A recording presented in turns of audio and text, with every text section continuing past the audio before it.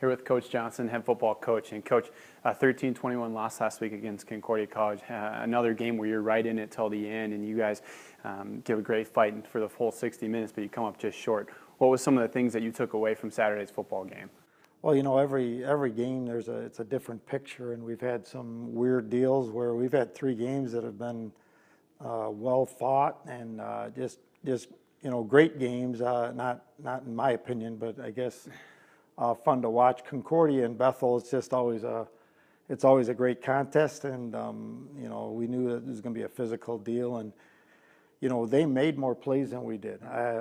We kind of had some things that were just real close on, and we've got some different things going this way, and there's a momentum thing, and I think we've benefited from in the past for a lot of years where we won some games where we just knew we were gonna, or the other guys maybe thought they weren't, and you just wonder about that, and you kind of get good at what you practice, but our guys are fighting, and we need to stay together in the mix of this whole thing. And there's disappointment, but that's a life thing. And every single thing, we think that football is it's like life on steroids. And when you have adversity and you're disappointed, you can quit and be a baby and blame and fight, or you can kind of get back to work and continue to care about one another and love each other. Sometimes with a kiss, sometimes with a kick, and we're rolling. It's not like, people say in the hallway, "Hey, how you doing?"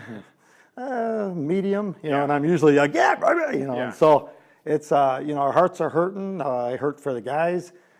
We put a lot into it, and but we got another game on the horizon, so it's kind of what's next, baby. Here we go. Yeah, one of the biggest challenges probably is that you're 0-3, but you're one play away in every game from being 3-0. So, do you use? I know there's no moral victories on the scoreboard, but last week against Concordia, a few drop passes or missed timing on the deep route. Some of those things that feels like that could have been a victory just as easy as the first 2 weeks. Is there any type of positivity that comes with that? Well, not a moral victory, but I think that you learn from everything, and you have to learn from the good and the bad. And okay, this was good, and if something worked well, that doesn't mean it's gonna again without that base. And I think that we need to trust our base. We need to get back to is who we are. I think we're going to be a little bit more physical in the run game. I think communication-wise, I don't want to out trick ourselves. Yeah. We've never been a gimmick thing. Our DNA is to have a surge up front and to be a great team that runs the ball. But we don't want to just be a running team. We want to be a team that use the athletes the best we can, but be sound fundamentally. And so we go back to basics, and I think that's a true thing in anything. What's your base? Who are you? And then go from there. Well, one of the things that just seems to be just on the cusp of being incredible is your kick return game. And I just kind of want to highlight that here this week. It seems like Brady Bumstead and your guys up front, it feels like they're just inches away from going to the end zone every time. Talk about your success on kickoff return. Well, right before this, I was just working on the kickoff team, and we really are just so close, and we're able to identify those things. We take a lot of pride in it. We want that unit to be together in a group of guys, and they're really good athletes. Sometimes people put big guys on there, but we've got real good athletes that know.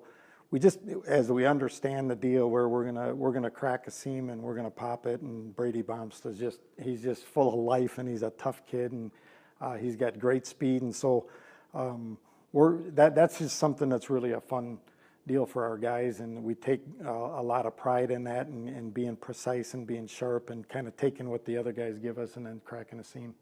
Earlier you talked about that mentality of what's next, and you have to play week to week. This week you get St. Olaf in Northfield.